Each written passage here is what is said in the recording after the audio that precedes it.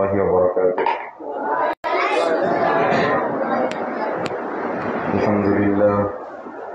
الحمد لله نحمده ونستعينه ونستغفره ونؤمن به ونتوكل عليه ونعوذ بالله من شرور أنفسنا ومن سيئات أعمالنا. من يهده الله فلا مضل له ومن يضلل فلا هادي له. ونشهد أن لا إله إلا الله وحده لا شريك له. وأشهد أن محمدا عبده ورسوله الذي أرسله بالحق بشيرا ونذيرا وداعيا إلى الله بإذنه سراجا منيرا. أما بعد فقد قال الله تعالى وتبارك في كلامه المجيد بعد أعوذ بالله من الشيطان الرجيم. يا أيها الذين آمنوا قوا أنفسكم وأهليكم نارا إلى آخر الآية. وقال النبي الأمين رسول الله صلى الله عليه وسلم الحياء لا يأتي إلا بخير إلى آخر الحديث. আলহামদুলিল্লাহ, যাবতীয় প্রশংসা, যাবতীয় গুণগান একমাত্র কেবলমাত্র আল্লাহ সুবহানাহু ওয়া তাআলার দরবারে। আল্লাহ রাব্বুল আলামিনের অশেষ মেহেরবানিতে আমরা প্রচন্ড তাবদাহের মধ্যেও, প্রচন্ড গরমের মধ্যেও আল্লাহ রাব্বুল আলামিন আযানের পূর্বে আমাদেরকে মসজিদে আসার তৌফিক দান করেছেন। সেই মহান রবের নিকট হৃদয়ের গভীরতম প্রদেশ থেকে, অন্তরের অন্তরস্থল থেকে আমরা শুকরিয়া আদায় করে বলি আলহামদুলিল্লাহ। দ্রুত সালাম বর্ষিত হোক আখিরি জামানার মানবতার মুক্তির দূত, মানবতার মুক্তির দিশারি, যার আদর্শকে বাস্তবায়নের জন্যই আজকে আমাদের এই সামান্য ক্ষুদ্র প্রচেষ্টা। নবীর প্রতি দ্রুত বর্ষিত হোক, সকলে বলি সাল্লাল্লাহু আলাইহি ওয়াসাল্লাম। উপস্থিতি সংক্ষিপ্ত সময়ে জুমার খুতবায় আজকে আলোচনার বিষয় পবিত্র কোরআন মাজিদের অন্যতম গুরুত্বপূর্ণ একটি সূরা, সূরা আল মাউন। সূরা আল মাউনের মধ্যে আল্লাহ রাব্বুল আলামিন আমাদের কি সতর্কবাণীগুলো করেছেন, আমাদের সতর্কতামূলক আল্লাহ রাব্বুল আলামিন কোন কথাগুলো বলেছেন, আমাদের জন্য কি শিক্ষণীয় বিষয় রয়েছে, সংক্ষিপ্ত সময় আমরা জানবো এবং পরবর্তী জীবনে বাস্তবায়নের জন্য আপ্রাণ চেষ্টা করে যাব ইনশাআল্লাহ। সূরা আল মাউন ছোট্ট একটি সূরা। আল্লাহ রাব্বুল আলামিন অত্র সূরার সবচেয়ে আয়াতের মধ্যে 6 জন অপরাধীকে নিয়ে কথা বলেছেন। আল্লাহ রাব্বুল আলামিন যাদের অপরাধী বলেছেন তারা কি ছোট অপরাধী হতে পারে? আল্লাহ যাদের অপরাধী বলেছেন তারা কি ছোট অপরাধী? তারা কিন্তু কখনোই ছোট অপরাধী না। আল্লাহ রাব্বুল আলামিন অপরাধী বলেছেন মানে তারা হলো বড় অপরাধী। এই জন্য এই 6 শ্রেণীর মানুষের কোনো এক শ্রেণীর সাথে সাথে আমাদের কারোর সম্পৃক্ততা মিলে যায়, তাহলে আমাদের চেষ্টা করতে হবে তওবা করে ফিরে আসার জন্য। সালাত আমরা আদায় করি, তিলাওয়াত আমরা করি, কিন্তু তিলাওয়াতের মধ্যে যে কি পড়ি কিছুই আমরা বুঝি না, যার কারণে সালাত আদায় করে নামাজ পড়ে আমরা প্রশান্তি অর্জন করতে পারি না। তো এই জন্য আমাদের সর্বোপরি সব সময় মনে রাখতে হবে, আমি যে দোয়াটা করব, সালাতের একটা অর্থ হলো দোয়া, চাওয়া, প্রার্থনা করা। তো আমি যেটা চাইবো জেনে বুঝে চাইতে হবে আমাদের। ইমাম সাহেব পড়ে আলহামদুলিল্লাহি রাব্বিল আলামিন, সমস্ত প্রশংসা আল্লাহ তোমার জন্য। তখন আল্লাহ জবাব দিয়ে বলে হামিদানি আব্দি, আমার বান্দা আমার প্রশংসা করলো। কিন্তু দুঃখজনক হলো সত্য যে আমরা আল্লাহর জবাবটা বুঝি না। আমরা সেম একই সময়ে দুনিয়াবি চিন্তা করি। ইমাম সাহেব পড়ে আর রহমানির রহিম, আমি আপনি চিন্তা করি ব্যবসায় কত টাকা লাভ করলাম, কত টাকা লোকসান করলাম, তাই না? তাহলে আমার আপনার সালাত কিভাবে অন্যায়, অশ্লীলতা, পাপাচার থেকে বিরত রাখবে? আমরা তো সালাতের এ টু জেড আল্লাহু আকবার থেকে সালাম ফেরানোর আগ পর্যন্ত সালাতের মধ্যে, নামাজের মধ্যে কি তিলাওয়াত করি, কি পড়ি কিছুই বুঝি না, কিছুই জানি না। এখনো আশ্চর্য হতে হয় আমাদের। আমি বহু জায়গায় মাহফিলে জিজ্ঞাসা করেছি যে বলেন তো আল্লাহু আকবার শব্দের অর্থ কি? অধিকাংশ মানুষ বলে জানে না। আমি যদি বলি সাজদায় গিয়ে যে পড়েন আপনারা সুবহান রাব্বিল আলা, রুকুতে গিয়ে যে পড়েন সুবহান রাব্বিল আযীম, এটার অর্থ কি? আপনারা নিজেরাই চিন্তা করবেন তো যে আপনারা এগুলোর অর্থ জানেন কিনা। আত্তাহিয়াতু, দুরূদ শরীফ, দোয়া মাসুরা, এগুলো অত্যন্ত গুরুত্বপূর্ণ বিষয় যেগুলো সালাতের মধ্যে তিলাওয়াত করি। তো এগুলোর যদি অর্থই না বুঝেন, কি তিলাওয়াত করতেছেন যদি জেনে বুঝে তিলাওয়াত না করেন, কি দোয়া করতেছেন যদি জেনে বুঝে দোয়াগুলো না করেন, তাহলে আপনি আপনার এই ব্যক্তি জীবন, পারিবারিক জীবন, সামাজিক জীবন কিভাবে পরিবর্তন করবেন? আল্লাহ রাব্বুল আলামিন বলেছেন, যদিও ইন্নাস সালাতা তানহা আনিল ফাহশাই ওয়াল মুনকার, নিশ্চয়ই সালাত, নিশ্চয়ই নামাজ যাবতীয় অন্যায়, অশ্লীলতা, পাপাচার থেকে মুক্ত রাখে। কিন্তু আমরা তো সালাতের এ টু জেড কিছুই বুঝি না, যার কারণে আমাদের মসজিদের মুসল্লিরা মসজিদে সালাত আদায় করে, মসজিদ থেকে বের হয়ে আবার কাপড় টাকানোর নিচে নেমে যায়। আমাদের মসজিদের মুসল্লিরা মসজিদে সালাত আদায় করে, মসজিদ থেকে বের হয়ে আবার সেলুনে গিয়ে রাসূলের সুন্নাত দাড়ি কেটে ফেলে। মসজিদে সালাত আদায় করে, মসজিদ থেকে বের হয়ে আবার সুদের লেনদেন, ঘুষের লেনদেনে জড়িয়ে যায়। এরা মসজিদে সালাত আদায় করে, মসজিদ থেকে বের হয়ে চায়ের দোকানে বসে সিনেমা দেখা শুরু করে। এরা মসজিদে সালাত আদায় করে, মসজিদ থেকে বের হয়ে এরা আবার দেখা যাচ্ছে চাপাবাজি, মিথ্যা আচার, অপসংস্কৃত, নোংরামি এগুলোর সাথে সম্পৃক্ত হয়ে যায়।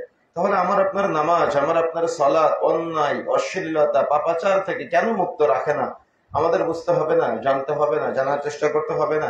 আমরা সালাতের মধ্যে কি তিলাওয়াত করি কিছুই বুঝি না, যার কারণে আমরা প্রশান্তি অর্জন করতে পারি না। এই জন্য আমাদের জেনে বুঝে সালাত আদায় করতে হবে, জেনে বুঝে চাইতে হবে, জেনে বুঝে সবকিছুর সাথে সম্পৃক্ত হতে হবে। বন্ধুরা আমার, এই জন্য যে কথা বলতে চাই, সূরা আল মাউন আমাদের জন্য অত্যন্ত গুরুত্বপূর্ণ একটি সূরা। আজকে এমন ভাবে মুখস্থ করতে হবে অর্থগুলা, যাতে করে পরবর্তীতে আল্লাহ রাব্বুল আলামিন যতদিন আমাদের জীবন দান করেন, আমরা সূরা আল মাউন তিলাওয়াত করলে অন্তত যেন আমরা কিছু বুঝতে পারি, অন্তত যেন আমরা কিছু বুঝতে পারি। এই জন্য তাফসীরের আলোচনাগুলা বেশি বেশি হওয়া দরকার, বেশি বেশি হওয়া প্রয়োজন। কিন্তু আসলে আমরা মনে করে নিয়েছি যে আমরা অনেক জাননেওয়ালা হয়ে গিয়েছি, কিন্তু আসলে আমরা কিন্তু কিছুই জানি না।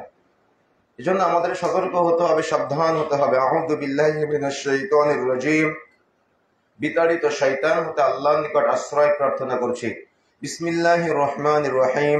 পরম করুণাময় অসীম দয়ালু আল্লাহর নামে শুরু করছি। সূরা আল মাউন। সূরা আল মাউন এটা হলো মাক্কি সূরা। মাক্কি এবং মাদানী সূরার মধ্যে পার্থক্য বোঝেন আপনারা? আমরা বাংলাতে বুঝি মক্কায় নাজিল হলে মাক্কি আর মদিনায় নাজিল হলে মাদানী।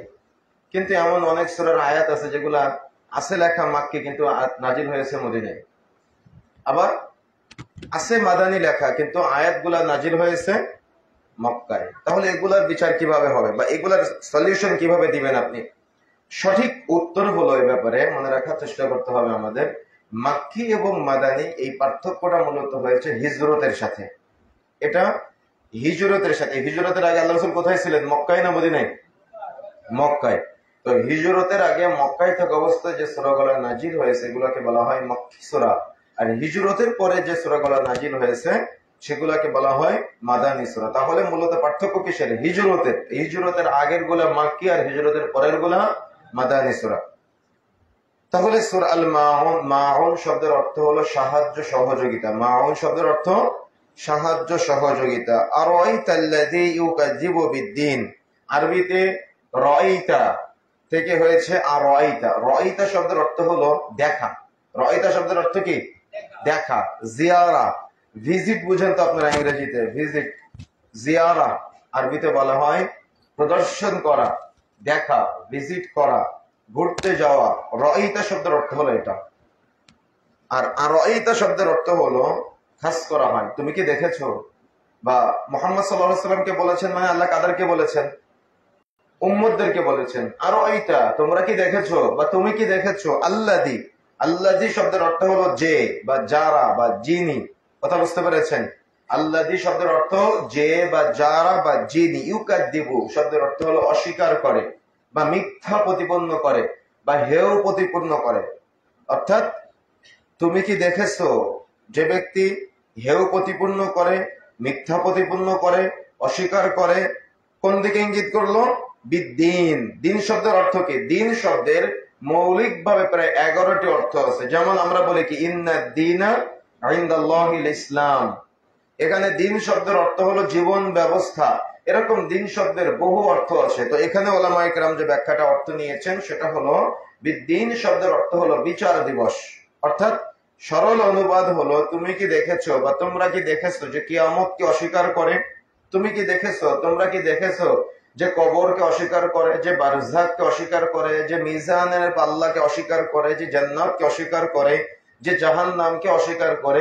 আমাদের সমাজে এক শ্রেণীর মানুষ আছে যারা মুতাজিলা আকীদার, জানেন আপনারা নিশ্চয়ই। এই মুতাজিলা আকীদার যারা আছে তারা এই শব্দটার ভুল অর্থ করে বা এই শব্দটার ভুল তাফসীর করে। মিজানের পাল্লা বলে যে কিছু আছে তারা এটা অস্বীকার করে। এমনকি নাস্তিকদের মতো কিছু কথা বলে, সে কথাটা এমনটাই যে আমরা তো পাপ দেখতে পাই না, আমরা তো নেকি দেখতে পাই না, আমরা তো গুনাহ দেখতে পাই না, আমরা তো সওয়াব দেখতে পাই না, তো যেটা দেখতে পাই না সেটা আবার আল্লাহ মাপবে কিভাবে? নাউযুবিল্লাহ বলবেন না? তার মানে যেটা দেখা যায় না সেটা আল্লাহ মিজানের পাল্লায় পরিমাপ করবে কিভাবে, এটা তাদের প্রশ্ন। পাপ তো দেখা যায় না, নেকি তো দেখা যায় না, গুনাহ তো দেখা যায় না, তো যেটা দেখা যায় না সেটা মাপবে কিভাবে, পরিমাপ করবে কিভাবে? তো আরাবিয়ান একজন শেখ দেখলাম এটা চমৎকার একটা জবাব দিয়েছে, সেটা আপনাদেরকে নকল করে শোনাচ্ছি। সেটা হলো তিনি বলছেন যে আমাদের অনেকের শরীরে জ্বর হয়, জ্বর হয় না? জ্বর কি দেখা যায়? জ্বর ধরা যায়? জ্বর ছোঁয়া যায়? জ্বর কি করা যায়? পরিমাপ করা যায়। শরীরে ডায়াবেটিস হয় না আমাদের? এই ডায়াবেটিস কি আপনি ধরতে পারেন? এটা ছুঁয়ে দেখতে পারেন? এটা কি করা যায়? কি করা যায়? পরিমাপ করা যায়, মাপা যায়। আমাদের শরীরে প্রেসার কম বেশি হয় না? এটা কিন্তু ব্যক্তি জীবন নিয়ে ইনি এরকম প্রায় 50টার অধিক উদাহরণ দিয়েছেন একটা শব্দকে নিয়ে শুধু। তো উনি বলছেন যে আমাদের শরীরে প্রেসার কম বেশি হয়, এটা কি ধরা যায়? এটা দেখা যায়? এটা ছোঁয়া যায়? কি করা যায়? মাপা যায়। তো এই দুনিয়াবি জীবনে যেটা ধরা যায় না, ছোঁয়া যায় না, পরিমাপ করা যায়, তো আপনি প্রেসার কম বেশি এটা বিশ্বাস করেন কেন? আপনি জ্বরকে বিশ্বাস করেন কেন? আপনি ডায়াবেটিসকে বিশ্বাস করেন কেন? কথা বুঝতে পারেন না? তো মনে রাখার চেষ্টা করবেন, সামান্য দুনিয়াবি একটা মেকার যে পাউরুটি তৈরি করে, আমি একটা উদাহরণ দিচ্ছি, এ পাউরুটি তৈরি করার সময় বলে দেয় এর রং কেমন, এর স্বাদ কেমন, এর গন্ধ কেমন, লাস্টিং করবে কতদিন, তাই না? লেখা থাকে না মেয়াদ উত্তীর্ণ তারিখ? তো এই দুনিয়াবি মেকার যদি এত কিছু বলতে পারে, তো যে রব আমাকে আপনাকে সৃষ্টি করেছেন সেই রুহের জগতে, আমার আপনার রুহটা ছিল রুহের জগতে, মায়ের পেটের মধ্যে একটা অবয়ব তৈরি হয়েছে, সেই অবয়বের মধ্যে আবার রুহ ফুঁকে দিয়েছেন, আবার মৃত্যু হবে, আবার রুহটা চলে যাবে। সেই রব, যে রব এত সূক্ষ্ম থেকে সূক্ষ্ম, এটা ক্ষুদ্র থেকে ক্ষুদ্র কিছু থেকে আমাকে আপনাকে এত দূর পর্যন্ত বাড়িয়ে তুললেন, সেই রব আমাকে আপনাকে চিনতে পারে না? আমার আপনার বিচার বা আমার আপনার ভবিষ্যৎ এগুলো কি বলতে পারে না? কথা বুঝেন না মনে হয়? কথা বুঝতে পেরেছেন? সেই রব আমাকে আপনাকে বলছেন যে তুমি কি দেখেছো, তোমরা কি দেখেছো? এত কিছু জানানোর পরেও যে কিয়ামত দিবসকে অস্বীকার করে, যে জান্নাতকে অস্বীকার করে, যে বারজাখকে অস্বীকার করে, যে জাহান্নামকে অস্বীকার করে। মনে রাখার চেষ্টা করবেন, হাল আতাকা হাদিসুল গাশিয়া। হাল শব্দের অর্থ কি? আতাকা শব্দের অর্থ তোমাদের কাছে পৌঁছেছে। হাদিস শব্দের অর্থ হলো সংবাদ, বর্ণনা, খবর। আল গাশিয়া কিয়ামতের, তার মানে কিয়ামতের সংবাদ কি তোমাদের কাছে পৌঁছেছে? তার মানে কিয়ামতের সংবাদ পৌঁছানোর পরেও অস্বীকার করে মানুষ, এজন্য কিয়ামতের সংবাদ তোমাদের কাছে পৌঁছে গিয়েছে, তোমরা কতটুকু সতর্ক হতে পেরেছো? ইদা জুলজিলাতিল আরদু জিলজালাহা, যখন প্রচন্ড আকারে জমিন প্রকম্পিত হবে, তার মানে যখন কিয়ামত হবে, সংবাদ তোমাদের কাছে পৌঁছে গিয়েছে, তোমরা কতটুকু সতর্ক হতে পেরেছো? এতগুলো প্রায় 35টির উপরে বর্ণনা পাওয়া যায়। এত বর্ণনা পাওয়ার পরেও আমাদের সমাজের মানুষ নাস্তিকতা বসে, অজ্ঞতার বসে দেখা যাচ্ছে মুতাজিলা আকীদার অনুসারী হয়ে অনেক সময় দেখা যাচ্ছে তারা নাস্তিকদের মতো কথা বলে যে আল্লাহ কি পরিমাপ করতে পারে? আশ্চর্য হিসাব, আল্লাহ সম্পর্কে ন্যূনতম এতটুকু ধারণা নাই। এই জন্য দায়িত্বহীন ভাষায় এ ব্যাপারে শরীয়তের মাসআলা হলো, যদি কেউ মিজানের পাল্লাকে অস্বীকার করে সে মুসলমান থাকবে না। কথা বুঝতে পেরেছেন? যদি কেউ মিজানের পাল্লাকে অস্বীকার করে তাহলে সে মুসলিম থাকবে না।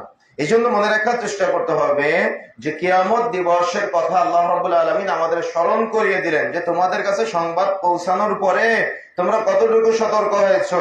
যারা অস্বীকার করে, যারা হেয় প্রতিপন্ন করে আল্লাহকে কেন্দ্র করে, অনেকেই বলে যে আল্লাহ কি আছে, আস্তাগফিরুল্লাহ, অনেকে আল্লাহর অস্তিত্বকে অস্বীকার করে, অনেকে আল্লাহর রুবুবিয়্যাতকে অস্বীকার করে, অনেকে আল্লাহর উলুহিয়্যাতকে অস্বীকার করে, অনেকে আল্লাহর আসমা ও সিফাতকে অস্বীকার করে, অনেকে আল্লাহকে যত আল্লাহ তত আল্লাহ বানিয়ে দেয়। এরা সবই হলো বিভ্রান্ত আকীদার মানুষ। এজন্য আকীদা বিশুদ্ধ করতে হবে। যদি আকীদা বিশুদ্ধ না হয় তাহলে কিন্তু আপনি এই ইউকাদ্দিবু অর্থাৎ অস্বীকার করা, মিথ্যা প্রতিপন্ন করা, হেয় প্রতিপন্ন করা। তার মানে আল্লাহ কিন্তু সতর্ক করেছেন, আল্লাহ কিন্তু জ্ঞান দিয়ে পাঠিয়েছেন। আল্লাহ যে আপনাকে জ্ঞান দেয় নাই এটা আপনি বলতে পারবেন না। কেন আল্লাহ আপনাকে গরু করে পাঠায় নাই, আল্লাহ আমাকে আপনাকে ছাগল ভেড়া করে পাঠায় নাই। আল্লাহ জ্ঞান দিয়েছে, কিন্তু আমরা জ্ঞান পাওয়ার পরেও আমরা সেই জ্ঞানকে সঠিক কাজে লাগাই না। এই জন্য মনে রাখার চেষ্টা করতে হবে, আল্লাহ রাব্বুল আলামিন সতর্ক করে প্রথমেই বলেছে যে তুমি কি দেখেছো, তোমরা কি দেখেছো যে অস্বীকার করে, অর্থাৎ যে অস্বীকার করে সে হলো বড় অপরাধী, সতর্ক থাকতে হবে বা এই অপরাধের সাথে জড়ানো যাবে না। 2 নম্বর আয়াত আল্লাহ বলছেন ফাযালিকাল্লাযী ইয়াদউল ইয়াতীম, অপরাধী হলো তারাই যারা এতিমের সাথে রূঢ় আচরণ করে, এতিমের ঘাড় ধাক্কা দেয়, এতিমের সাথে কর্কশ আচরণ করে। আমাদের সমাজে আছে না, যার বাবা মারা যায় সে হয়ে যায় সমাজের সবচেয়ে বড় অবহেলিত ব্যক্তি। যার বাবা মারা যায় সে হয়ে যায় সমাজের সবচেয়ে বড় বিপদগ্রস্ত ব্যক্তি। তার মানে সমাজের যত নোংরা কাজ আছে সব তাকে দিয়ে করানো হয়, সমাজের যত ছোটখাটো কাজ আছে সব তাকে দিয়ে করানো হয়। সে হয়ে যায় এলাকার মানুষের কাছে কেমন জানি একটা ছেলে। তার মানে সে সমাজের মানুষের কাছে একেবারে হেয় প্রতিপন্ন হয়ে যায়। তার মানে তাকে কেউ জানি আর মূল্যায়নই করে না দিন যাওয়ার পরে। অর্থাৎ বাবা মারা গেলে তার যে আর্তনাদ, তার যে কষ্ট, তার যে চিৎকার, তার যে হাহাকার, এটা শুধুমাত্র সেই জানে, আর কেউ বুঝবে না এটা। আমরা যখন মাদ্রাসায় পড়তাম, দীর্ঘদিন হোস্টেলে থেকেছি, তো দেখেছি যে আমাদের পরিবার থেকে যখন আব্বু আম্মু আসছে, আত্মীয় স্বজন আসছে, তখন আমাদের জন্য ভালো খাবার রান্না করে নিয়ে আসছে, বা ভালো একটা কোনো দোকান থেকে ভালো কোনো কিছু কিনে নিয়ে আসছে, বা ভালো কোনো পোশাক নিয়ে আসছে। কিন্তু আপনি চিন্তা করে দেখেন তো, একটা এতিম বাচ্চা সে যদি দিনের পর দিন, মাসের পর মাস, বছরের পর বছর রাস্তার দিকে তাকিয়ে থাকে, বলেন তো তার জন্য কি কেউ ভালো রান্না করে নিয়ে আসবে? তার জন্য ভালো কাপড় নিয়ে আসার মতো কেউ আছে?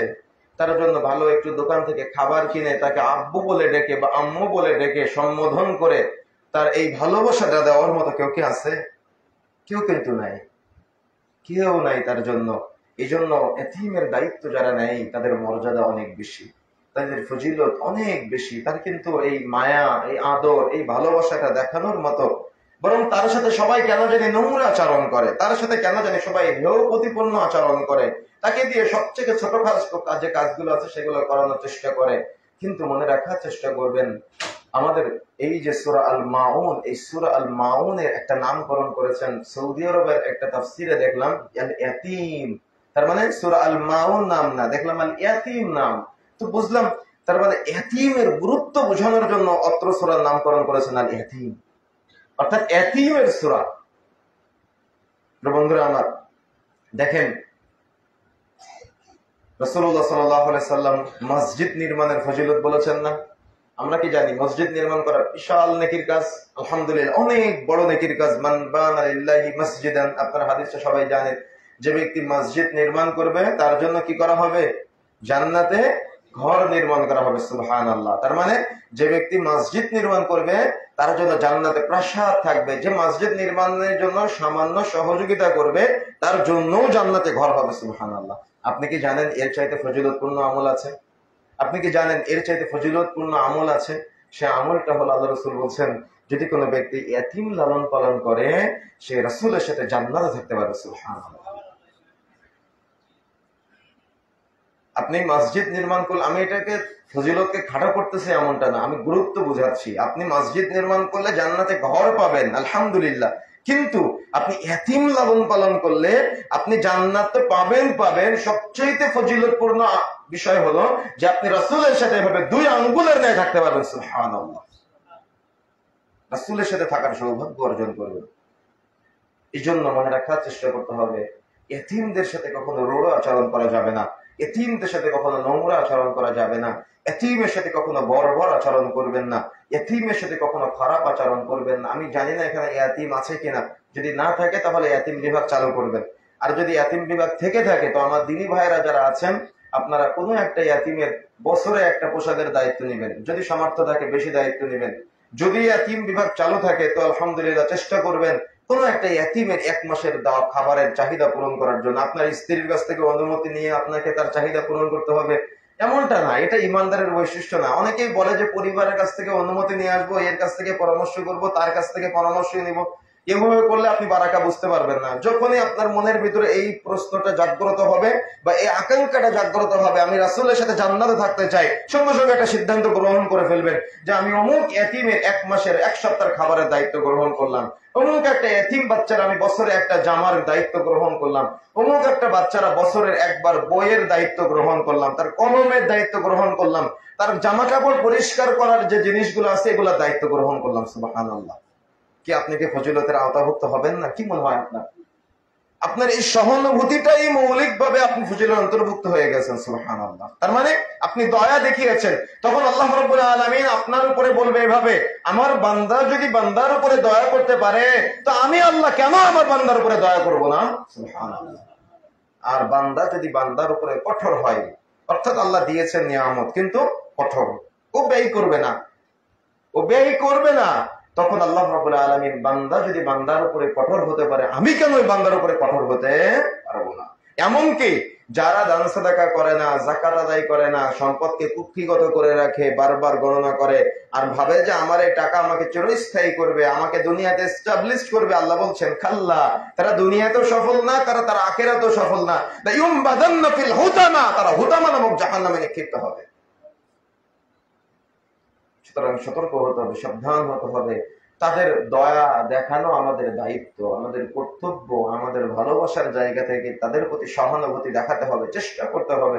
চেষ্টা আপনি করেন না, দেখেন আল্লাহ বরকত দিয়ে কিভাবে আপনার সম্পদ বাড়িয়ে দেয়, আল্লাহ বারাকা দিয়ে কিভাবে আপনার ব্যবসায় আয়োন্নতি বৃদ্ধি করে দেয়। আপনি কি চেষ্টা করে দেখেন না?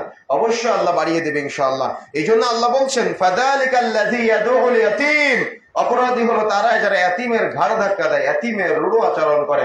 আরেকটা বিষয়, অনেকেই বাবা মারা যাওয়ার পরে ভাইয়ের ছেলের, অর্থাৎ আপনার ভাই মারা গিয়েছে, ভাইয়ের ছেলের সম্পত্তি ফাঁকি দেন। আছে না এরকম অনেক? হয়তো দেখা যাচ্ছে বোন মারা গিয়েছে বা দেখা যাচ্ছে আপনার ভাগিনা যিনি, তার বাবা মারা গিয়েছে। এখন বাবা মারা গেলে ও তো আর লড়াই করতে পারবে না, তখন কি করে ওই বোনের জমি টমি ভোগ দখল করে বসে থাকে। মনে রাখার চেষ্টা করবেন, সর্বোপরি মনে রাখার চেষ্টা করবেন। আরেকটা এখানে ভুল হয়, সেটা হলো আমাদের সমাজে একটা মাসালায় আমাদের সমাজের মানুষ ভুল করে, সেটা হলো আপনাদের সমাজের মানুষ সৎ ভাই কাকে বলে? সৎ ভাই বুঝেন তো?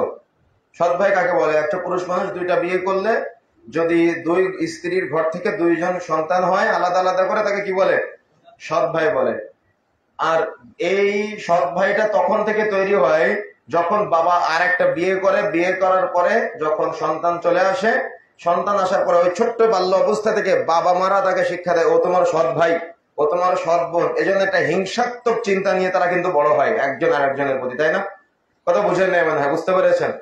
একটা ছেলে আর একটা, এক ভাই আর এক ভাইয়ের প্রতি একটা হিংসাত্মক মনোভাব নিয়ে বড় হচ্ছে। কিন্তু আপনি কি জানেন এই টোটালি ভুল, এটা টোটালি ভুল, এটা একেবারে টোটাল ভুল চিন্তা। সমাজে যেটা এস্টাবলিশড আছে বা প্রতিষ্ঠিত আছে, এটা টোটালি একটা ভুল চিন্তাধারা। ইসলামী শরীয়ত এটা বলে নাই। সৎ ভাইয়ের বিধানও ইসলামে আছে, কিন্তু এটা সৎ ভাইয়ের আওতায় না। ইসলামী শরীয়ত অনুযায়ী এটা সৎ ভাইয়ের আওতায় না। সৎ ভাই এবং আপন ভাইয়ের মধ্যে আমরা একটু ওলট পালট করে ফেলি। দেখেন, ভালো করে মনে রাখার চেষ্টা করবেন, এক্ষেত্রে এতিম এবং আমাদের সমাজে দেখা যাচ্ছে একজনের বয়স 40 বছর, তার বাবা মারা গিয়েছে, হঠাৎ করে বলতেছে আজকে বড় এতিম হয়ে গেলাম রে। সে কি এতিম? এতিমের ব্যাখ্যা কি? এতিমের ব্যাখ্যা হলো, সর্বোপরি সংক্ষেপে বলি, সেটা হলো নাবালক অবস্থায় যদি কারোর বাবা মারা যায় তাহলে সে এতিম। কথা বুঝতে পারেন নাই? নাবালক অবস্থায় যদি কারোর বাবা মারা যায় তাহলে সে এতিম। সাবালক হওয়ার পরে বাবা মারা গেলে সে এতিম না। মা মারা গেলে আমাদের সমাজের মানুষ তাকে বড় এতিম বলে, কিন্তু মা মারা গেলে সে এতিম না। আমি এই ব্যাখ্যাটা খুঁজতে গিয়ে আমি এতগুলো তথ্য জেনেছি, সেই তথ্যটা বলছি আপনাদের মাঝে এখন। তার মানে বাবা মারা গেলে সে এতিম, কিন্তু মা মারা গেলে যদিও সমাজে সহানুভূতির জায়গা থেকে বলা হয় এতিম, কিন্তু সে আসলে এতিম না। এতিম বাবা মারা গেলে, অর্থাৎ নাবালক অবস্থায় বাবা মারা গেলে সে এতিম, মা মারা গেলে এতিম না। কেমনে? দেখেন, আমাদের সমাজে একজন পুরুষ মানুষের কয়টা বিবাহ করার অনুমতি আছে ইসলামে? 2 থেকে শুরু করা হয়েছে, 2, 3, 4। যদি কারোর সামর্থ্য না থাকে তাহলে একটা, তাই না? তো দেখেন, এই যে বিধান নারী এবং পুরুষের ক্ষেত্রে, যদি কোনো নারীর এক জায়গায় বিবাহ হওয়ার পরে তালাক প্রাপ্ত হয়ে আরেক জায়গায় বিবাহ করে, এরকম হয় না? অহরহ কিন্তু আছে এরকম। এক জায়গায় বিয়ে হয়েছিল, তালাক প্রাপ্ত হয়ে হয়তো আরেক জায়গায় বিয়ে শাদী করেছে। একজন পুরুষ মানুষের বিয়ে হয়েছে, হয়তো তালাক হয়েছে, বা স্ত্রী আছে তিনি আরেকটা বিবাহ করেছে। এখানে একটা জটিল মাসালা আছে, ভালো করে মনে রাখার চেষ্টা করবেন। সম্পত্তি ফাঁকি দেয় এই মাসালা না জানার কারণে। ইসলামী শরীয়তে মিরাজ বন্টন আছে একটা বিষয়, কথা বুঝতে পেরেছেন? এই মিরাজ বন্টনের সময় অনেকেই ফাঁকি দেওয়ার চেষ্টা করে। সেটা হলো, যদি কোনো পুরুষ মানুষ 4টা বিয়ে পর্যন্ত করে, 4টা বিয়ে করার পরে 4জন স্ত্রীর ঘরে দুইটা দুইটা করে সন্তান আছে, প্রত্যেক স্ত্রীর ঘরে, ভালো করে মনে রাখবেন, কয়টা করে? 2টা করে। তাহলে সন্তান হলো কয়টা? 8টা, তাই না? আমাদের সমাজে এই 8 ভাই বোনদের মধ্যে বলা হয় এরা হলো সৎ ভাই। কিন্তু আমি আজকে বলে যাচ্ছি, একজন পুরুষ মানুষ যদি 4টা বিয়ে করে, একটা স্ত্রী মারা গিয়েছে, আর একটা বিয়ে করেছে, 5টা বিয়ে করেছে মনে করেন, আর 5জন স্ত্রীর 10টা সন্তান আছে, এই 10 সন্তান হলো আপন ভাই, এরা সৎ ভাই না। এরা সৎ ভাই না, এরা সব আপন ভাই। তার মানে একজন পুরুষ মানুষ থেকে যতগুলি সন্তান আসবে সব হলো আপন ভাই। তাহলে সৎ ভাই কখন হবে? সৎ ভাইয়ের বিধান ইসলামে আছে, মুস্তাদরাক আল হাকিমের মধ্যে আসছে। এবং আপনারা লাজনাত দায়মার, যদি আপনারা 3 নম্বর খণ্ডের 198 পৃষ্ঠার ফতোয়া খুলে দেখেন তাহলে বুঝতে পারবেন। সৎ ভাই তখন হবে যখন একজন মহিলা এক জায়গায় বিবাহ করেছিল, বিবাহ করার পরে এখানে 2টা সন্তান হয়েছে, সন্তান হওয়ার পরে উনি তালাক প্রাপ্তা, অর্থাৎ তালাক হয়ে গিয়েছে। তালাক হওয়ার পর ওই মহিলা আর এক জায়গায় বিবাহ করেছে, বিবাহ করার পরে সেখানে গিয়ে আবার 2টা সন্তান হয়েছে।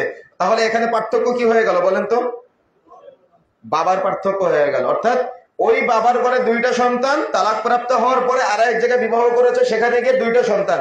এই যে বাবা আলাদা হয়ে গেল, তখন হয়ে যাবে সৎ ভাই, তখন হয়ে যাবে সৎ বোন। কিন্তু বাবা একজন, স্ত্রী 4জন, 4জনের যতগুলি সন্তান হোক না কেন এরা সব আপন ভাই। কিন্তু নারী একজন, বিয়ে হয়েছিল এক জায়গায়, সেখানে সন্তান আছে, তালাক প্রাপ্ত হওয়ার পর যখন আর এক জায়গায় বিয়ে হবে সেখানে সন্তান হবে, এরা হবে সৎ ভাই, এরা হবে সৎ বোন, এভাবে বিবেচনা করবেন। কথা বুঝতে পেরেছেন? তাহলে আর ফাঁকি দেওয়া চলবে না। সুতরাং যে কথাগুলো বলতে চাচ্ছিলাম, আমাদের মনে রাখার চেষ্টা করতে হবে, এই এতিম হলো, বাবা যদি মারা যায় নাবালক অবস্থায়, তাহলে এরকম যদি কেউ থাকে তাহলে তার দায়িত্ব আপনি গ্রহণ করার অকপটে চেষ্টা করবেন। কেন, যার বাবা মারা যায় তার দুনিয়াতে আর কেউ থাকে না, মা তো আরেক জায়গায় বিয়ে শাদী করবে, অনেক সময় মা স্যাক্রিফাইস করে, কিন্তু ইসলাম এটা বলে নাই, তাকে আরেক জায়গায় বিয়ে করতে বলেছে ইসলাম। কথা বুঝতে পেরেছেন? তো যে কথা বলতে চাচ্ছিলাম, সালাতের পরে যদি কারোর প্রশ্ন থাকে সালাতের পরে ইনশাআল্লাহ। তো যে কথা বলছিলাম প্রিয় বন্ধুরা আমার, যে আমাদের মনে রাখার চেষ্টা করতে হবে সর্বোপরি যে এতিম আমাদের মাঝে যারা আছে তাদেরকে কখনো হেয় প্রতিপন্ন করা যাবে না, তাদেরকে কখনো হেয় প্রতিপন্ন করা যাবে না। তাদের ভালোবাসার চেষ্টা করতে হবে, সহানুভূতি দেখানোর চেষ্টা করতে হবে, তাদের আদর যত্ন মায়া মমতা দিয়ে বড় করে তোলার চেষ্টা করতে হবে। 3 নম্বরে আয়াতে আল্লাহ রাব্বুল আলামিন বলছেন, ওয়ালা ইয়াহুদ্দু আলা তুআমিল মিসকিন, অপরাধী হলো তারাই যারা মিসকিনকে খাদ্য দানে অনুৎসাহ প্রদান করে। আমাদের ঢাকা শহরে থাকে, আমরা অনেক সময় দেখেছি, বা আমরা অনেক সময় অনেক ভাইয়ের মুখে এমনটা শুনি যে তার মা গ্রাম থেকে এসেছে, হঠাৎ করে স্ত্রী বলতেছে যে মা আপনি আসলেন না, বলে আসলেন। কথা বুঝেন না মনে হয়? কি এই কথাটা হয় না আজকে আমাদের সমাজে? তার মানে কেউ যদি আপনার আমার বাড়িতে মেহমান হয়ে আসে, তো আমাদের একটা ট্র্যাডিশন হয়েছে এমনটাই যে না বলে আসলেন। তো না বলে আসাতে কি হয়েছে? কথা বুঝেন নাই? তার মানে যারও যত টাকা বেশি হয়ে যায় তার তত আজকে শরীরের সমস্যা, অমুক সমস্যা, তমুক সমস্যা বৃদ্ধি পেয়ে যায়। আজকে বাড়িতে ফকির আসলে তারা ভিক্ষা পায় না, ফেরত দেওয়া হয় আমাদের সমাজে। মনে রাখার চেষ্টা করবেন, আল্লাহ বলছেন এরা হলো অপরাধী, ওয়ালা ইয়াহুদ্দু আলা তুআমিল মিসকিন, যারা অপরাধীকে, তারাই হলো অপরাধী যারা মিসকিনদেরকে খাদ্য দানে অনুৎসাহ প্রদান করে। রাসূলুল্লাহ সাল্লাল্লাহু আলাইহি ওয়াসাল্লামকে জিজ্ঞাসা করা হয়েছিল, ইয়া রাসূলুল্লাহ, ইসলামের কোন কাজটি উত্তম? আল্লাহ রাসূল বলেছিলেন, ক্বালা তুতি'মু তুআম ওয়া তাকরাউস সালাম আলা মান আরাফতা ওয়া মান লাম তা'রিফ, তুমি খাদ্য খাওয়াবে, পরিচিত অপরিচিত সকলকে সালাম প্রদান করবে। সুবহানাল্লাহ। তার মানে মনে রাখার চেষ্টা করতে হবে আমাদের যে মানুষকে খাবার খাওয়ানো এটা হলো ইসলামের অন্যতম গুরুত্বপূর্ণ একটা কাজ। দেখেন আপনারা, রাসূলুল্লাহ সাল্লাল্লাহু আলাইহি সাল্লামের একজন অত্যন্ত পরিচিত প্রিয় সাহাবী ছিলেন আবু তালহা রাদিয়াল্লাহু তাআলা, নাম শুনেছেন আপনারা? তো দেখেন, আপনার আমার আচরণ আর আবু তালহা রাদিয়াল্লাহু তাআলা আনহুর আচরণের মধ্যে পার্থক্য দেখেন না, আমাদের মুসলমানিত্ব বোধ আর তাদের মুসলমানিত্ব বোধের মধ্যে পার্থক্য দেখেন। তো আবু তালহা রাদিয়াল্লাহু তাআলা আনহু রাসূলের সাথে এভাবে একদিন আছেন, তো হঠাৎ করে একজন বেদুইন এসে বলতেছে, আল্লাহ রাসূল আমি অনেক ক্ষুধার্ত, আল্লাহ রাসূল আমার একটু খাবারের ব্যবস্থা করেন। তখন আল্লাহ রাসূল সাল্লাল্লাহু আলাইহি সাল্লাম আল্লাহ রাসূলের ঘরে খবর পাঠালেন। তো স্ত্রীদের কাছ থেকে খবর আসলো যে বাড়িতে পানি ছাড়া আর কিছু নেই, এই এই সিচুয়েশন বুঝার মতো এক পরিবেশ কিন্তু আমাদের এখন বর্তমানে নাই। কথা বুঝতে পেরেছেন? আল্লাহ রাসূলের ঘর থেকে খবর আসলো বাড়িতে পানীয় ছাড়া আর কিছুই নাই। তখন রাসূলুল্লাহ সাল্লাল্লাহু আলাইহি ওয়াসাল্লাম নিরুপায় হয়ে সাহাবায়ে কেরামকে বলছেন, সাহাবায়ে কেরাম, তোমরা কি কেউ এই মেহমানের দায়িত্ব গ্রহণ করতে পারবা? তখন চট করে আবু তালহা রাদিয়াল্লাহু তাআলা আনহু বলছে, লাব্বাইক ইয়া রাসূলুল্লাহ, আল্লাহর রাসূল আমি উপস্থিত, আমি দায়িত্ব গ্রহণ করে নিলাম। কথা বুঝেন নাই? আবু তালহা রাদিয়াল্লাহু তাআলা আনহু দায়িত্ব গ্রহণ করে নিলেন। কিন্তু আবু তালহাকে চিনেন? ওই যে হাদিস শুনেছেন না আপনারা, নামাজে সবার শেষে আসে আবু তালহা, আবার সবার আগে বের হয়ে যায়। কেন বের হয়ে যায় সবার আগে? কেন সবার পিছনে আসে? আবু তালহা রাদিয়াল্লাহু তাআলা আনহুর একটাই পোশাক ছিলেন, যে পোশাক পরে স্ত্রী সালাত আদায় করতেন। স্ত্রী সালাত আদায় করলে আবার তিনি ওই পোশাকটা পরে সবার শেষে আসতেন, আবার সবার আগে চলে যেতেন, যাতে করে বাড়িতে যাওয়ার সাথে সাথে স্ত্রী সালাতটা আদায় করতে পারে। সুবহানাল্লাহ। ওই আবু তালহা রাদিয়াল্লাহু তাআলা আনহু দায়িত্ব গ্রহণ করে নিলেন। অথচ সে জানে না যে তার বাড়িতে খাবার আছে কিনা, সে জানে না যে তার বাড়িতে কোনো মেহমানের জন্য কোনো খাবার আছে কিনা। তারপরে আবু তালহা রাদিয়াল্লাহু তাআলা আনহু দায়িত্ব গ্রহণ করে দিলেন। দায়িত্ব গ্রহণ করে মেহমানকে নিয়ে বাড়িতে চলে গেলেন। বাড়িতে গিয়ে স্ত্রীকে বলছেন যে বাড়িতে তো মেহমান নিয়ে এসেছি, মেহমানের খাবারের ব্যবস্থা করো। আবু তালহা রাদিয়াল্লাহু তাআলা আনহুর স্ত্রী কত ধৈর্যশীল। তার স্ত্রী আর আমাদের পরিবারের সমাজের স্ত্রীদের মধ্যে পার্থক্য আপনি বোঝেন হয়তো। বছরে একদিন কাপড় দিতে না পারলে তুমি তো আমার জীবনে কিছুই দিতে পারো না, শুধু আমি বলে তোমার সংসার করতেছি, কি আছে না এগুলো আমাদের সমাজে? তাদের মতো স্ত্রী আর আমাদের সমাজের স্ত্রীদের মধ্যে পার্থক্য দেখেন। তখন আবু তালহা রাদিয়াল্লাহু তাআলা আনহুর স্ত্রী বলছেন, আলহামদুলিল্লাহ, তবে বাড়িতে তো বাচ্চাদের জন্য সামান্য অল্প একটু খাবার আছে, তাছাড়া আর কিছু কোনো খাবার আমাদের জন্য নাই, রাত্রে আমাদের না খেয়ে থাকতে হবে। তখন আবু তালহা রাদিয়াল্লাহু তাআলা বলছেন, আচ্ছা আজকে না হয় বাচ্চাদের কিছু একটা বলে ভুলিয়ে ভালিয়ে ঘুম পাড়িয়ে দাও, আর যে খাবারটা আছে ওই খাবারটা মেহমানকে দাও, আর আমরা বাতিটা নিভিয়ে দাও, যাতে করে মেহমান মনে করে যে আমরা খেয়েছি। কথা বুঝেন না মনে হয়? কথা বুঝতে পেরেছেন? সন্তানদেরকে কিছু একটা বলে ভুলিয়ে ভালিয়ে ঘুম পাড়িয়ে দিতে বললেন, আর বললেন বাতি নিভিয়ে দাও, যাতে করে মেহমান মনে করে আমরা খেয়েছি। আর স্ত্রীকে বললেন খাবারটা আমাকে দাও, মেহমানকে দিচ্ছি। স্ত্রী কোনো প্রতি উত্তর করলেন না, পাল্টা জবাব দিলেন না। বাচ্চাটা না খেয়ে থাকবে, মেহমানকে খাওয়াতে হবে। কি আছে না আমাদের সমাজে এরকম কথার উত্তর প্রতি উত্তর কত রকম, কত কি আছে না? কিন্তু আবু তালহা রাদিয়াল্লাহু তাআলার স্ত্রী গ্রহণ করে নিলেন। গ্রহণ করে খাবারটা মেহমানকে দিলেন, বাতিটা বন্ধ করে দিলেন। মেহমান মনে করবে রাত্রে বাড়ির মানুষ খেয়েছে, আর খাবারটা মেহমান গ্রহণ করলেন, আর বাচ্চাদেরকে সেম একইভাবে বলিয়ে ভালিয়ে ঘুম পাড়িয়ে দিলেন। পরের দিন সকালে যখন আবু তালহা, গরিব মানুষ, রাসূলের কাছে উপস্থিত হলেন, উপস্থিত হওয়ার পরে আবু তালহা রাদিয়াল্লাহু তাআলা আনহুকে আল্লাহ রাসূল দেখে একটা মুস্কি হাসি দিলেন। মুস্কি হাসি দিয়ে বলছেন, আবু তালহা, তুমি যে গতকাল রাতে মেহমানের সাথে আচরণ করেছো, তোমার আচরণের বর্ণনা ফেরেশতা জিবরিল আমাকে এমন ভাবে শুনিয়েছেন যে তোমার আচরণে স্বয়ং আল্লাহ আশ্চর্য হয়েছে। তোমার আচরণে আল্লাহ সন্তুষ্ট হয়েছেন, তোমার আচরণে আল্লাহ খুশি হয়েছেন। তিনটা বর্ণনায় তিন রকম পাওয়া যায়। তোমার আচরণে আল্লাহ আশ্চর্য হয়েছেন, আল্লাহ সন্তুষ্ট হয়েছেন, আল্লাহ খুশি হয়েছেন। আবু তালহা ফিল জান্নাহ। আবু তালহা রাদিয়াল্লাহু তাআলা আনহু দুনিয়াতে জান্নাতে সুসংবাদপ্রাপ্ত সাহাবীদের একজন। সুবহানাল্লাহ। তাদের সেই পরিবেশ আর আমাদের সমাজের পরিবেশ, আমাদের বাড়িতে যদি ফকির আসে, মিসকিন আসে, আত্মীয় স্বজন আসলেও আমরা, নিজের বোন এসেছে, নিজের বোন আসার পরেও আমরা সমাজে কত খারাপ ব্যবহার, কত নোংরা ব্যবহার আমরা করার চেষ্টা করি। প্রতিবেশীদের সাথে কত রূঢ় আচরণ আমরা করার চেষ্টা করি। কিন্তু তাদের যে মন মানসিকতা, তাদের দুনিয়াবী চিন্তা, এই সফরের মুহূর্তের চিন্তা আর আমাদের চিন্তার মধ্যে কত তফাৎ, কত তফাৎ, কত ডিফারেন্স। আমরা শুধু দুনিয়াতে কি চাই, আরো লাগবে, আরো লাগবে, আরো চাই, আরো চাই, আরো চাই, এগুলো করতে করতে আমাদের দিন পার হয়ে যায়। আমাদের তো পরকাল নিয়ে চিন্তা করার কোনো সময় নাই। তো প্রিয় বন্ধুরা, আমার যে কথা বলতে চাচ্ছিলাম, এতিম, মিসকিন, ফকির যদি আপনার আমার মাঝে কখনো তারা আসে, যেন ফিরে না যায়, আমাদের চেষ্টা করতে হবে, সর্বোপরি চেষ্টা করতে হবে আমাদের যতটুকু সম্ভব সহানুভূতি দেখানোর জন্য।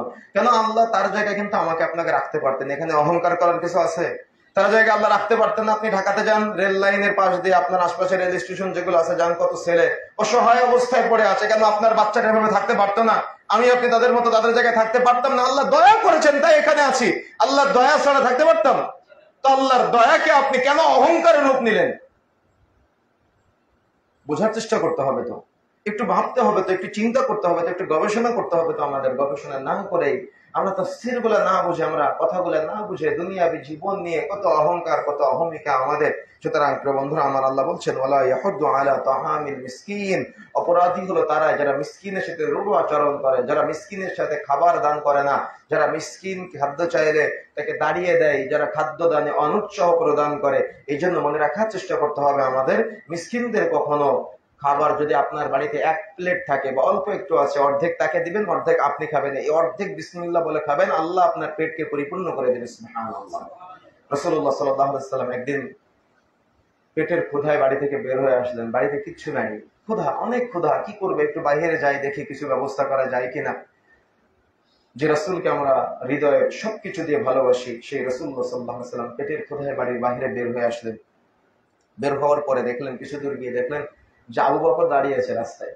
তো কেন দাঁড়িয়ে আছে, তো জিজ্ঞাসা করা হলো যে আবু বকর তুমি এ সময় কেন বাড়ির বাইরে? তখন আবু বকর রাদিয়াল্লাহু তাআলা আনহু বলছেন, আল্লাহ রাসূল আপনি যে কারণে পেটের ক্ষুধায় বাড়ির বাইরে, আল্লাহ রাসূল আমিও একই কারণে পেটের ক্ষুধায় সময় বাড়ির বাইরে। সুবহানাল্লাহ। দেখেন যে উমার দাঁড়িয়ে আছে, তো উমারকে জিজ্ঞাসা করছে, উমার তুমি কেন এই সময় বাড়ির বাইরে? তখন উমার রাদিয়াল্লাহু তাআলা আনহু বলতেছেন, আল্লাহ রাসূল আপনি এবং আবু বকর আপনারা যে কারণে বাড়ির বাইরে, আল্লাহ রাসূল আমিও পেটের ক্ষুধায় বাড়ির বাইরে। অথচ উমার রাদিয়াল্লাহু তাআলা আনহু যে রাস্তা দিয়ে যেতেন, ওই রাস্তা দিয়ে শয়তান ওঠার সাহস পেত না। কেন? উমার তরবারি নিয়ে এর কাছে জোর করে, ওর কাছে জোর করে, টেন্ডারবাজি করে আপনার মতো টাকা ইনকাম করতে পারতেন না।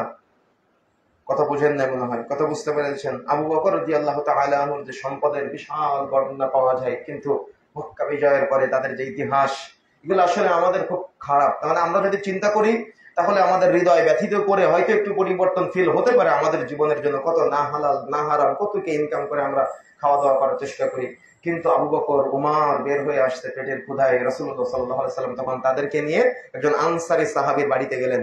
আনসারী সাহাবী বাড়িতে গিয়ে সালাম দিলেন, সালামের জবাব আসে না। কেন? তিনি বাড়িতে না, তেনার স্ত্রী বাড়িতে আছে। তো তৃতীয়বার সালাম দেওয়ার পরে ঘর থেকে খবর আসলো, সালামের জবাব আসলো। তখন আল্লাহ রসুলের জন্য বাহিরে একটা বিছানা করে দিলেন আল্লাহ রসুল, এবং আবু বকর ওমর তারা ওখানে বসলেন। কিছুক্ষণ পরে ওই আনসারী সাহাবী পানি নিয়ে আসলেন।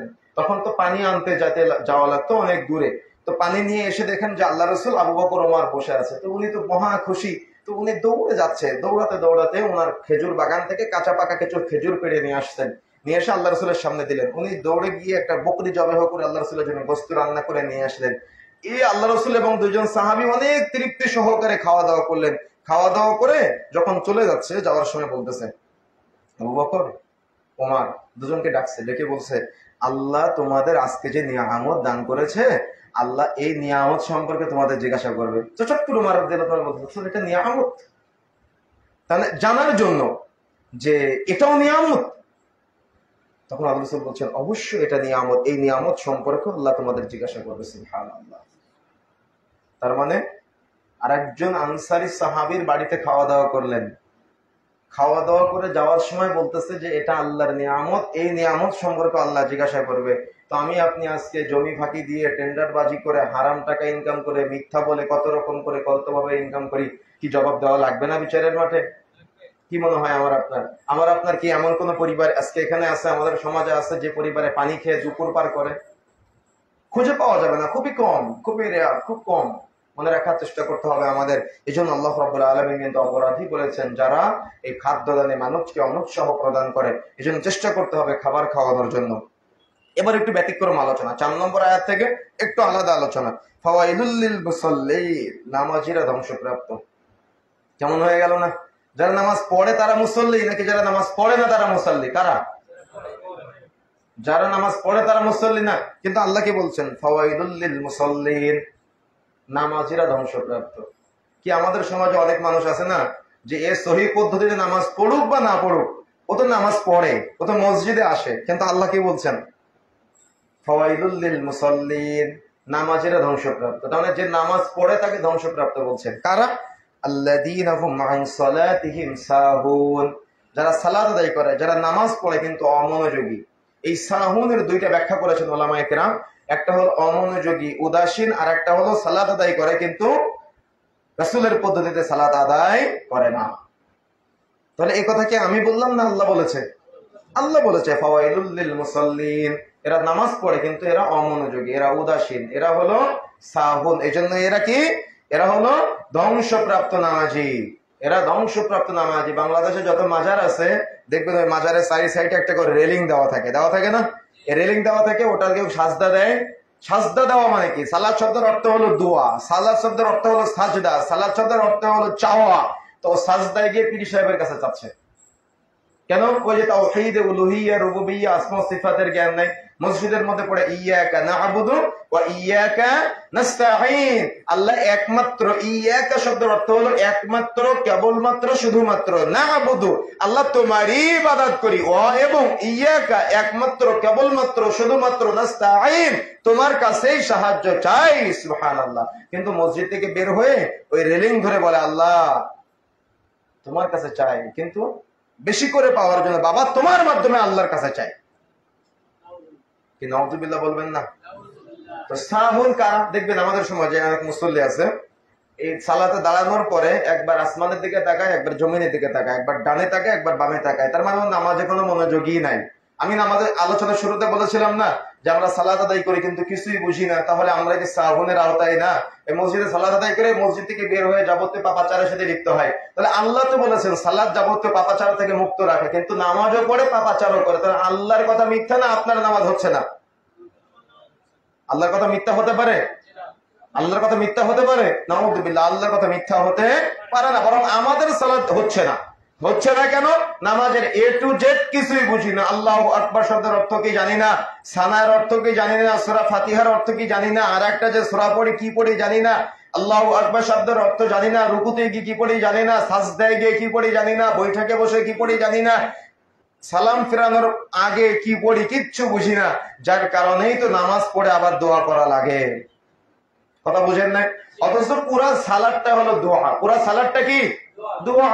একেবারে যখন আজান হয়, আজান ও ইকামতের মধ্যবর্তী সময়ে দোয়া করলে দোয়া কবুল হয়। কথা বুঝতে পেরেছেন? সালাতে দাঁড়িয়ে তাকবীরে তাহরিমার পরে আপনি সানা পাঠ করলেন, সূরা ফাতিহা পাঠের আগে দোয়া করলে দোয়া কবুল হয়। সূরা ফাতিহা পড়লেন আর একটা সূরা মিলালেন, রুকুতে যাওয়ার আগে দোয়া করলে দোয়া কবুল হয়। রুকুতে গিয়ে রুকুর নির্দিষ্ট দোয়া পাঠ করে এক্সট্রা দোয়া করলে দোয়া কবুলের জায়গা। রুকু থেকে উঠে সামিআল্লাহু লিমান হামিদা পড়ার পরে রুকুর পরে নির্দিষ্ট দোয়া পাঠের পরে লম্বা সময় আপনি আল্লাহর কাছে দোয়া করতে পারেন, এটা দোয়া করার জায়গা। সাজদায় গিয়ে সাজদার নির্দিষ্ট দোয়া পাঠের পরে আপনি লম্বা সময় চোখের পানি ফেলে দোয়া করলে, আপনার চোখের পানি যদি আপনি ঝরাতে পারেন, এটা হলো দোয়া কবুলের জায়গা। দুই সাজদার মাঝখানে নির্দিষ্ট দোয়া পাঠের পরে দোয়া করা যায়। বৈঠকে বসে আত্তাহিয়াতু দুরূদ শরীফ দোয়া মাসুরা পাঠের পরে দোয়া করা যায়। দোয়া করার জায়গায় এগুলা। কিন্তু আপনি এই পুরো জায়গাটা 2 রাকাত নামাজ শেষ করলেন 1.5 মিনিটে, আর আপনি নামাজ শেষ করার পরে 3 মিনিটে লম্বা দোয়া করে দিলেন। কেন? ওই সালাতের ভিতরের জ্ঞান না থাকার কারণে ওই জ্ঞানটা প্রয়োগ করলেন সালাতের বাহিরে। কথা কি ক্লিয়ার? কথা বুঝতে পেরেছেন? দোয়া করার জায়গা সালাতের মধ্যে, কিন্তু সেখানে দোয়া না করে সালাত শেষ করে দোয়া করলেন আপনি। ওই যেমন জানাজার নামাজে মাইয়েতের জন্য দোয়া করতে হয় জানাজার সালাতের মধ্যে, কিন্তু জানাজার নামাজ হয় 30 সেকেন্ডে, আর লাশ কবরে রাখার পরে 30 মিনিটের লম্বা মুনাজাত। এই সব বিদআতের অন্তর্ভুক্ত। তার মানে শরীয়তের জ্ঞান না থাকার কারণে এরা জানাজার সালাতে দোয়া না করে লাশ কবরে রাখার পরে 30 মিনিটের লম্বা দোয়া করে। জ্ঞান নাই তাই কি করবে? জ্ঞান তো নাই, ও যে দোয়া করবে, দোয়া করার জ্ঞান নাই, কি করবে? এই জন্য যে কথাগুলো বলতে চাচ্ছিলাম মনে রাখার চেষ্টা করতে হবে। যদি আমরা ফাওয়াইদুল লিল মুসাল্লিন না হতে চাই, তো সালাতের এ টু জেড পুরাটাই আমাকে আপনাকে জানার চেষ্টা করতে হবে। বিশেষ করে মা এবং বোনেরা, আপনারা সন্তান লালন পালন করেন, আপনাদের জানা দরকার সন্তানদের ছোট্ট বাল্য অবস্থায় মা এবং বোনদের উচিত সন্তানদের অন্তত এই শিক্ষাগুলো দেওয়া। যে পরিবার থেকে সন্তানরা এই শিক্ষাগুলো পায়, সেই পরিবারই তো সুখের পরিবার। সুবহানাল্লাহ। সেই পরিবারই তো তৃপ্তির পরিবার, সেই পরিবারই তো শান্তির পরিবার। সুবহানাল্লাহ। এই জন্য চেষ্টা করতে হবে পুরাটাই একেবারে সালাতের এ টু জেড জানার চেষ্টা, সন্তানদেরকে জানানোর চেষ্টা, এই চেষ্টা অব্যাহত রাখতে হবে। যদি আমরা অব্যাহত রাখতে পারি তাহলে আমরা সফলতা অর্জন করতে পারবো। যদি আমরা চেষ্টা অব্যাহত না রাখতে পারি তাহলে আমাদের সমাজের সামনের যে ভবিষ্যৎ প্রজন্ম আসবে তারা হবে বেনামাজি, তারা হবে নেশাখোর, তারা হবে জেনাখোর, তারা সমাজে এমন ভাবে বখাটেদের মতো চলবে, মুসলমানের ছেলে মনে হবে না তাদের। যার বাস্তব চিত্রগুলো আমরা বর্তমানে দেখতে পাই। এই জন্য চেষ্টা করতে হবে আমাদের যেন আমরা কেউ সাহুন না হয়ে যাই, যেন আমরা কেউ ফাওয়াইদুল লিল মুসাল্লিন না হয়ে যায়। আর যারা আমরা সালাত আদায় করি, চেষ্টা করতে হবে বেদাতি পদ্ধতি পরিহার করে সহিহ পদ্ধতিতে সালাত আদায় করার জন্য। আপনার জীবদ্দশায় 50 বছর আপনি এক পদ্ধতিতে সালাত আদায় করেছেন, কিন্তু আপনি আজকে জানতে পারলেন সে পদ্ধতি ভুল। যখনই কোরআন এবং সহিহ সুন্নাহ আপনার কাছে চলে আসবে, সব ছেড়ে দিয়ে কোরআন ও সহিহ সুন্নাহকে গ্রহণ করাই এটা হলো বুদ্ধিমানের কাজ, এটা হলো ইমানদারের কাজ, এটা হলো তাকওয়াশীলের কাজ, এটা হলো আল্লাহওয়ালা মানুষের কাজ। চেষ্টা অব্যাহত রাখতে হবে। আর এই প্রচলনগুলো, সুন্নাহ পদ্ধতির প্রচলনগুলো আমাদেরকে দেখাতে হবে। তারপরে আয়াতে আল্লাহ বলছেন, আল্লাযীনা হুম ইউরাউন, অপরাধী হলো তারাই যারা সালাত আদায় করে কিন্তু লোক দেখানোর জন্য, লৌকিকতার জন্য সালাত আদায় করে বা ইবাদত করে, অর্থাৎ নামাজ পড়ে কিন্তু লোক দেখানোর জন্য। দেখবেন রমজান মাসে ও জোহরের নামাজ পড়া যায় কিন্তু তারাবিতে সামনের কাতারে পাওয়া যায়। কথা বুঝেন না? অথচ তারাবি সালাতের সাথে রোজার কোনো সম্পৃক্ততা নাই। তারাবি সালাত আদায় না করলে আপনার রোজা হবে না, এই কথা কেউ বলে নাই।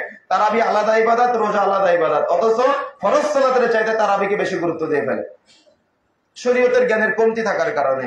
কেন? ওই যে একদিন আমি যাচ্ছিলাম ঢাকায় খুতবা দিয়ে, গত রমাজানের আগের রমাজানে খুতবা দিয়ে সাতক্ষীরাতে যাচ্ছি।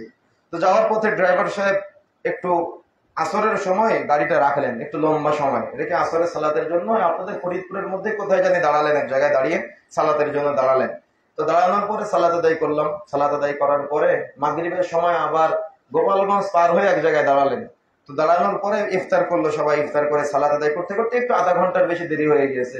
তো একজন সামনের সিটে বসা, তো উনি বলতেছে, উনি দেখলাম যে গাড়ি থেকে নামেও নাই, সিয়াম ছিল কিনা আল্লাহ আলাম, আল্লাহ ভালো জানে। তো উনি হট করে ড্রাইভার সাহেবকে বলতেছে, ড্রাইভার সাহেব এত যে দেরি করলেন, বাড়ি থেকে কি তারাবির নামাজ ধরতে পারবো? অথচ কিন্তু ফজর ফরজ নামাজে নামে নাই গাড়ি থেকে। কথা বুঝেন নাই? বলতেছে যে তারাবি কি ধরতে পারবো বাড়িতে গিয়ে? তো আজকে বাস্তবতা হলো এমন, দেখবেন সামনে কুরবানি আসতেছে, ওর ছেলে বখাটে, ওর ছেলে নেশাখোর, ওর ছেলে জেনাখোর। অথচ কুরবানির ইতিহাসটা হলো সন্তানকে মানুষের মতো মানুষ করা। কিন্তু সন্তান ঘুরে বেড়ায় রাস্তায়, রাসূলের সুন্নাত দাড়ি কেটে বেড়ায় ঈদের দিন, আর একই সময়ে বাপ গরু ছাগল ভেড়া কুরবানি করে সমাজের মানুষকে দেখায়। তাহলে এগুলোর প্রয়োজন আছে? এগুলো হলো অনর্থক, এগুলো হলো রিয়া, লোক দেখানো কাজ। তার মানে একে তো আপনি লোক দেখানো, তার মানে আপনি ভুল করতেছেন। আর এক লোক দেখানোর কারণে আপনার কি হচ্ছে? গুনাহ হয়ে যাচ্ছে, এক্সট্রা গুনাহ হচ্ছে। সুতরাং মনে রাখার চেষ্টা করতে হবে, বুঝে শুনে ইবাদত করতে হবে, রিয়া প্রদর্শনের জন্য না। এটা শিরকও হয়ে যেতে পারে।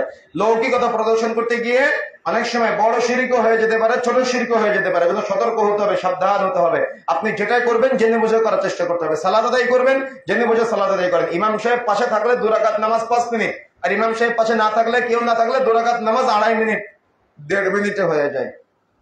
এই জন্য চেষ্টা করতে হবে লোক দেখানোর জন্য না, লিল্লাহি রাব্বিল আলামিন, আল্লাহর সন্তুষ্টির জন্য কুরবানি করা, আল্লাহর সন্তুষ্টির জন্য সালাত আদায় করা চেষ্টা করতে হবে আমাদের। ওয়ায়ামনাউনাল মাউন, অপরাধী হলো তারাই যারা সংসারের খুঁটিনাটি জিনিস একে অপরকে দেওয়া থেকে বিরত থাকে। তার মানে আপনার স্ত্রীর কাছে কেউ এসে একটু প্রতিবেশী পেঁয়াজ চাইলো, মরিচ চাইলো, ঝাল চাইলো, লবণ চাইলো, কিন্তু আপনার স্ত্রী সেটা দিল না। আজকে বাড়িতে গিয়ে বলে দিবেন, আল্লাহ বলেছেন যদি তুমি না দাও তাহলে তুমি হবে অপরাধী। আল্লাহ বলেছেন, এটা আমার কথা না। ওয়ায়ামনাউনাল মাউন, অপরাধী হলো তারাই যারা সংসারের খুঁটিনাটি জিনিস একে অপরকে দেওয়া থেকে বিরত থাকে। কোন প্রতিবেশী মহিলা যদি আপনার স্ত্রীর কাছে এসে চায়, সে যেন সেটা দেয়, তাহলে আল্লাহ বারাকা দিয়ে বৃদ্ধি করে দিবে আপনার।